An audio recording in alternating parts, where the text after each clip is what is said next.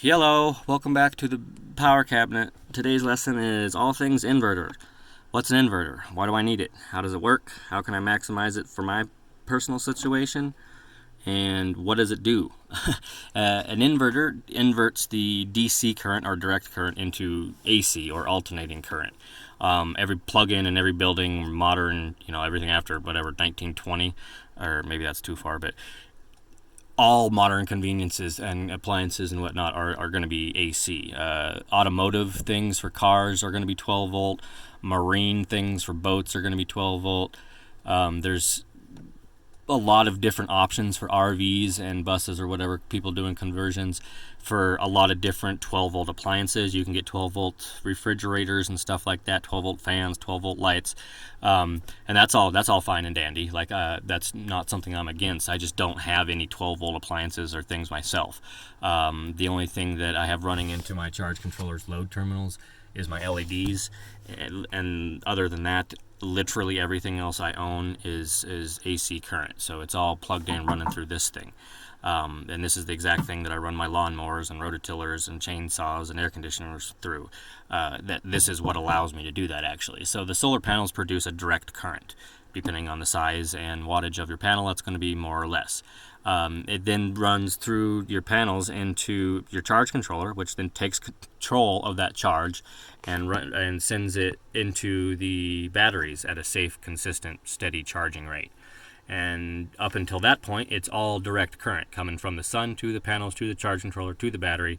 And now we need to be able to use this direct current inside of the battery for all of our modern day conveniences and appliances and whatnot through AC current. So what I've done is there's a potential of 300 amps coming from these 6 modules. Not that I would ever physically be able to pull that much, just because I could turn everything on at once that I have and probably not even break 100 amps, but the potential's there. So I went ahead and got the 2-watt cable, and that's what you're seeing here. This is my positive from my batteries, and this is my negative from the battery. Excuse the dust, Jesus.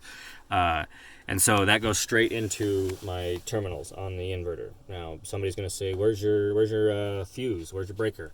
I don't have one there. I don't think there needs to be one. I have a fuse between my charge controller and batteries. It's down there somewhere. I can't see it. Whatever. There's a fuse between those two.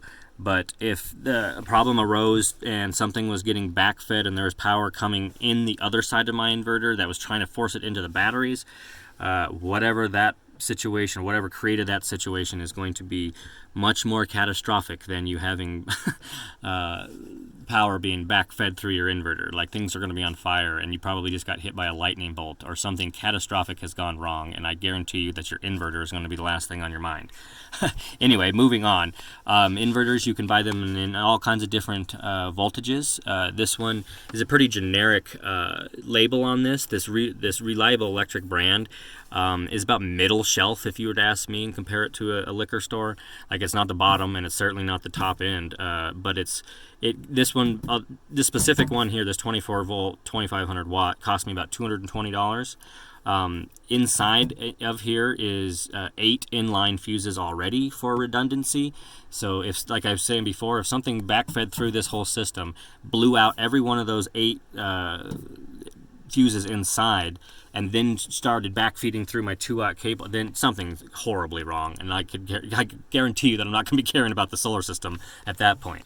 Anyway, the voltages depend on how your batteries are configured. This company, obviously, you can buy this in all kinds of different voltages. All they do is to save money on their manufacturing, they just use the same case. I think it's the same size of case that goes all the way up to 5,000 watt. Mine's only 2,500 watt continuous, though. So you make sure that the most critical thing about your inverter is to make sure you get the right voltage. If I was to buy a 12 volt inverter, I wouldn't be able to use it. I have my bank configured to 24 volts, and that's what I needed. Quick side note, if you do order from these guys, their ordering page can be a little bit misleading, and it's really easy to accidentally order a 12 volt instead of a 24 volt or whatever you want. There's just a little box that you have to tick, and price doesn't change, and so it's hard to even know if you've got it. So if you're ordering from these guys' eBay store, just make sure you get the voltage that you want.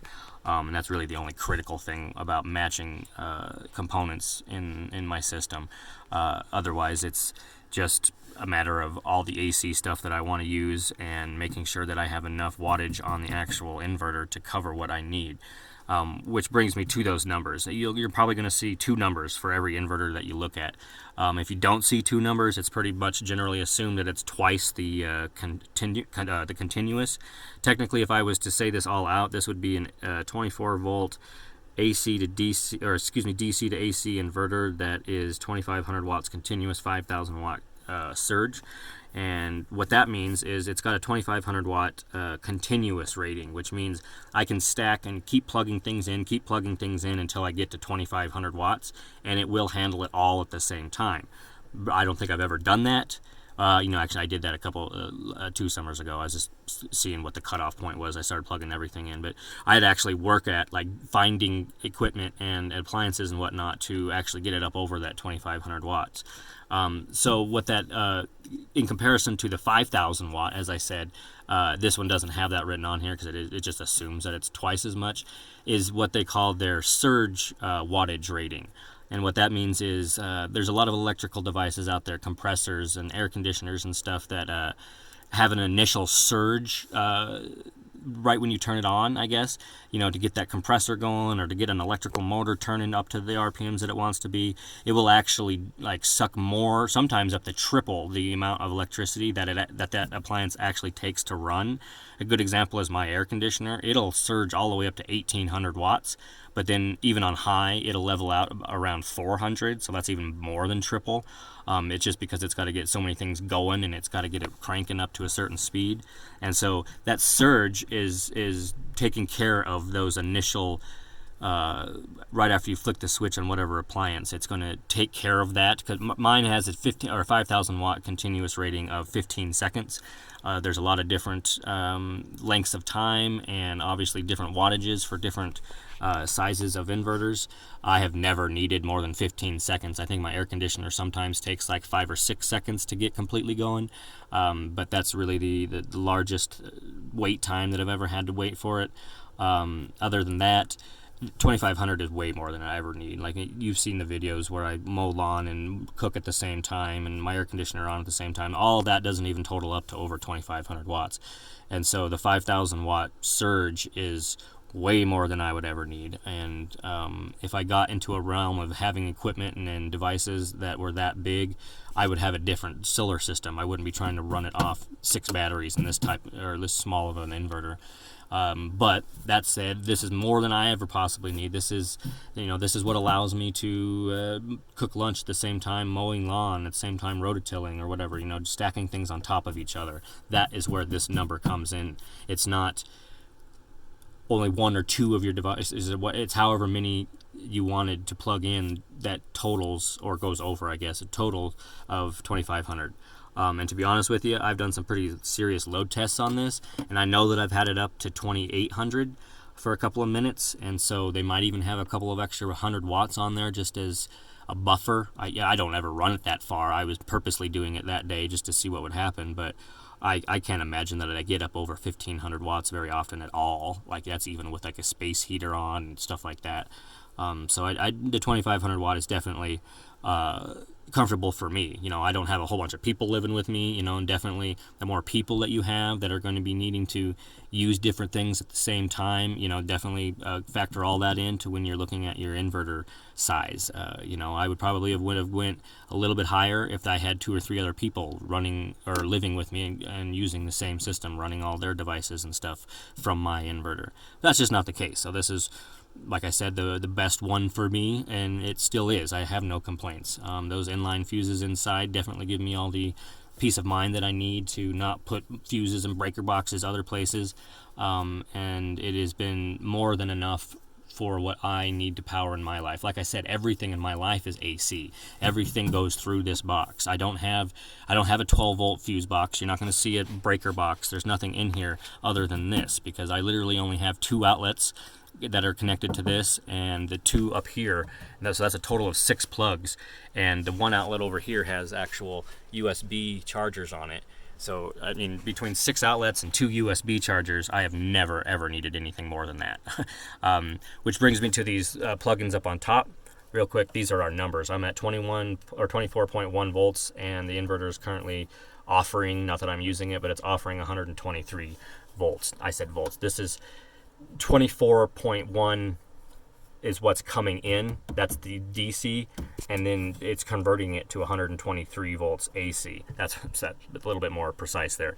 But back to these plugins up here. If you take the cover off this thing and look behind this, and these two plugins right here, they're actually wired to the whole main board of the inverter with 14 gauge wire. Don't ask me why. I don't have an explanation. So all I say is to don't plug your heavy machinery into these. I know it's really easy when you get it to first set up and you want to plug all big compressors and air conditioners in and see if it works.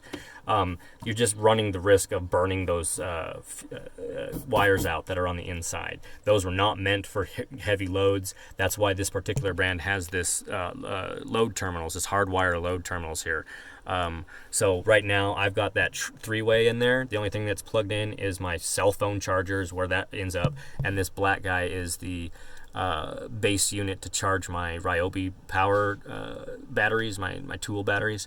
And so even if those were both charging at the same time, it's going to be minimal, and it just won't affect these. So like I said, just be conscious. That's why you're wiring outlets and have different circuitry. You're not going to try to run your whole life off this. It wouldn't work.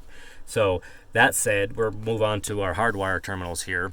Not every inverter is going to have this. This was one definite key ingredient, if you will, to my inverter that I absolutely had to have and needed before I even bought it or started compiling components for the rest of the system. This is what allows you to put a breaker box in. This is what makes your life easier when doing all of that. It's literally just got a negative ground and a positive. And so you take your Romex, which is just that. This is a 12-2 or 212, depending on where you're at, strand of Romex. And what that means is there's two load-bearing wires and one grounding. And so if you had a breaker box, it would go right after this. You would put your Romex in just like this, and then this cord would go to your breaker box, and it would just be in the middle, spliced in there. I don't have a breaker box because, like I said, I don't have too big of things, and I don't have multiple circuits. Really, the multiple circuits is what prevents me or even thinking about needing a breaker box. I've only got these two outlets. There's this one here and there's this one over here, and between that and the two up here, I just don't need anymore, and I didn't feel like I needed to put in a breaker box for two outlets.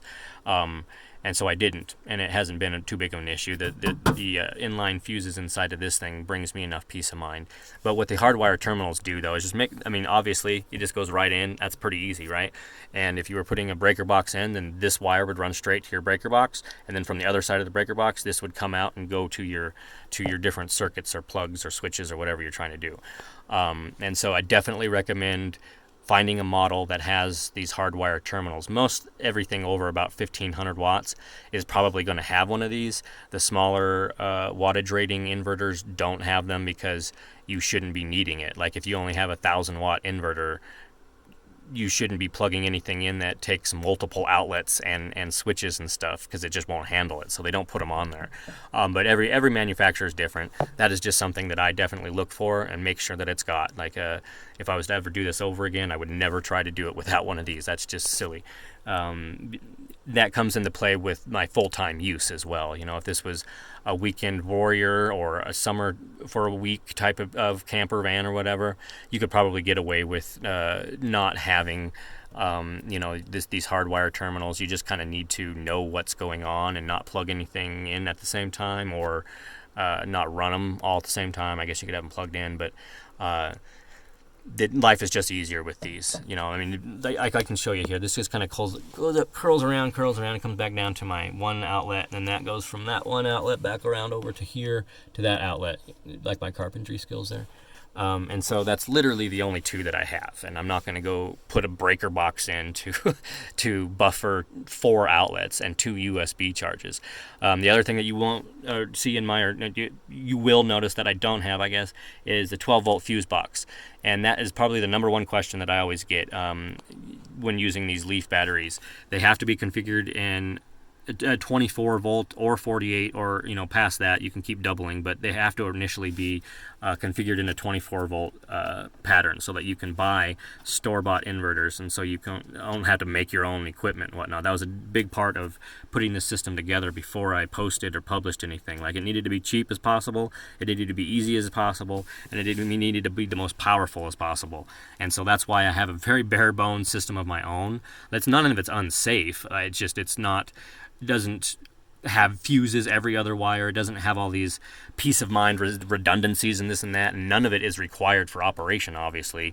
A lot of it is just giving yourself that comfort of knowing that if one fuse goes out, there's another one on the other side. But like I got into it before, if there's something happening where there's electricity backfeeding through my inverter and batteries are going to be the last thing that's on my brain. There's a catastrophic something bad going on there. So that covers pretty much everything. These numbers up here, 24.2, that's the voltage that my battery is currently sitting at. It is inverting, or it's inverting that 24.2 volts of DC power, and it inverts that into 123 volts of AC power. So right now with these outlets right here, or my other outlets, there's an available 123 volts of AC current, which is where you hear that 120 number from. 120, 240, that's just kind of like the base number. I have 123 volts available, but as soon as I started plugging something in, that would start going down and down. And I think the cutoff is 110. Somewhere around 110, 111 is when the inverter would trip off. I've never really done that very often, other than the times I did it on purpose. So that's what those two numbers are for. Let's see if I've missed anything else. This thing will kick on, and it's got two fans down here. One's an exhaust, one's an intake. These two fans right here, and there's one on the other side of the terminals. Those will kick on. It's a good thing. It's cooling down your whole inverter, especially if you've got it in a cabinet like this, where it doesn't get like the fan doesn't blow on it or anything. It's just kind of confined into this. Right here is some personal math that I did, and this only works for 24 volt systems. Because I'm noticing that the charge controller Bluetooth app, it says the correct information, but you need to know where to look for it. Like on the main screen, it'll literally have two contradicting numbers for if you're trying to total up your wattage. And so I said to hell with all that, and I just look at my actual voltage, and this is what, out of a 24 volt system, 23.65 is 75%, 22.3 is 50, 20.95 is 25%. And so that just kind of gives me an idea. I don't look at my charge controller or the phone app to see how much battery I have left. I literally just look in here and look at that number. Like right now we're 24.2, which means that we're probably 85 to 90% right now, going off this math. But that's just what those are for. I forgot to go into that, so if somebody saw that and was curious. Other than that, I went off, these things are tiny wires inside. Don't plug your huge appliances into the face of these things. No inverters made for that. That's why I have these three-way things. These are very, very small loads. This is my battery charger. This is my cell phone charger. I wouldn't plug anything other than that, maybe my tablet into those, but I just don't need it. That's why these things are here. Get yourself some rated wire and an actual outlet that was made to handle whatever you're trying to power. These things are really easy to get into. There's little tiny screws here, and they do send you with a dozen extra, maybe 10 extra fuses. 10 amp of those blade style yellow fuses. There's already 8 of them in here in line, but they give you some to replace. That happened to me one time. I still don't know what caused it, but one side went out. If you take this cover off, there's like 2 identical strips of technology in there with capacitors and MOSFETs and everything else, but if one side gets a blown fuse, it doesn't just shut the whole thing down. It just only allows the other side to work. So when that happened to me, before I figured out it was the fuse, I was actually only being able to pull like 1,200 watts because I only had one side working, and I didn't realize what was going on at that time. But I opened it up and looked at all the fuses, and lo and behold, there was one on one side that was blown. And so that made perfect sense. I just replaced that fuse, put it all back together, and I was back to the same numbers as what it came out of the box. Like, it was a really, really easy fix. The other thing about this inverter is you can slightly modify it. It does void the warranty. I'll go ahead and be as transparent with that as possible. But these Nephon Leaf modules, you can safely charge them all the way down to like 18.6 volts in a 24-volt system. But this inverter has an alarm that will actually go off and shut everything down at 20 volts. So that's a volt, 1.4 volts. That's you're not being able to use. And I found that you can take this cover off and pull off this tiny little, it's like smaller round than a dime speaker. And it doesn't affect the cutoff. So all it does is it turns that alarm off and that first redundancy off. But then there's 2 more redundancies after that that don't kick on until it's way low. I think it would actually be further than 18.6, but that's a whole bunch of explanation and words just to say that I'm using special batteries and this inverter won't allow me to use the full capacities because of its safety precautions and its redundancies. So I went in and popped that little speaker off, and now I can discharge all the way down to 18.6. Like I said, it will void the warranty. However, if you're the type of person that's needing that bottom half of your battery every single night, and that's something that's driving you crazy because you look at your inverter and it says 20 and you know you can go to 18, you might be a perfect candidate to pop that thing off then. It's just a tiny little piece of plastic. Didn't take me more than 5 seconds. Took me longer to take the case off and apart than it did to actually do that. And so it's not like I'm voiding or disabling the cutoff. It still cuts itself off at a dangerously low voltage. The charge controller also has 3 redundancies to cut off at a certain low voltage. There's 4 fail safes even after I disconnected that speaker. So some of you people are going to be like, you disconnected what? You disabled what? It's just one of like 8 different redundancies that I eliminated so that I could use my full capacity, which does bring me to a good point. If you installed your system and you've been using it for a little while and you're finding that 3 or 4 times a week or more often you are coming down to that 19 or 18 volt mark, that probably means that you need more batteries. It's not an inverter or solar panel problem. It just means that you did your math a little wrong somewhere and you're just using more power than you thought you were going to be using. And so if that's the case, then you need more batteries. It's not the inverter's fault. It's not the charge controller's fault. It's not being able to use that last little bit of your battery. It's that your lifestyle just requires more, and there's nothing wrong with that. Hell, energy and electricity, doesn't matter how much you require. Once you get it into this format, it's all unlimited and free. You just got to know which numbers to match up with which components. But anyway, I think that's covered most of the inverter stuff. The Reliable Electric does have a website. I think I did my business through their eBay. Inverters are us, maybe. Don't quote me on that one. Just Reliable Electric inverters will get you to where you need to go. This is a 24 volt because I have a 24 volt battery bank. I think you can order up to 4,000 watts from these guys, and it all comes in the same style case. They just have different technology in, and that's why that is the 24 block is filled in there because they keep their manufacturing costs down by just using the same case, same shell, I guess. And that is pretty much inverters, hardwires, ready to go plugs, voltage numbers, why you have this, why you have... I can't come up with anything else. So if I missed something or if something wasn't too clear, let me know. I got all the time in the world. We can't save the world unless we know how. So there is your Sunday lesson on inverters.